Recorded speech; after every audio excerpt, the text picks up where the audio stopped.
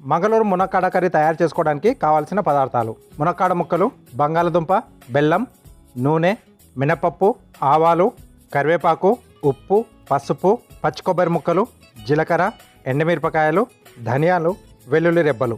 Mangaluru మునక్కాడ curry తయారు చేసుకునే విధానం: ముందుగా స్టవ్ ఆన్ చేసి ప్యాన్లో నీళ్లు, ములక్కాడ ముక్కలు, బంగాళదుంప ముక్కలు, ఉప్పు, పసుపు వేసి మూత పెట్టి ఉడికించుకోవాలి.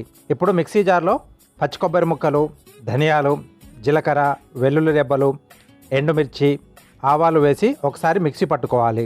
తర్వాత అందులో కొద్దిగా నీళ్లు పోసి మెత్తగా మిక్సీ పట్టుకోవాలి. తర్వాత మరొక స్టవ్ వెలిగించి ప్యాన్లో నూనె పోసి వేడయ్యాక అందులో ఆవాలు, జీలకర్ర, మినపప్పు, ఎండుమిర్చి, వెల్లుల్లి రెబ్బలు, కరివేపాకు, మిక్సీ పట్టుకున్న కొబ్బరి పేస్ట్, పసుపు, ఉప్పు, బెల్లం వేసి కాస్త మగ్గించుకోవాలి.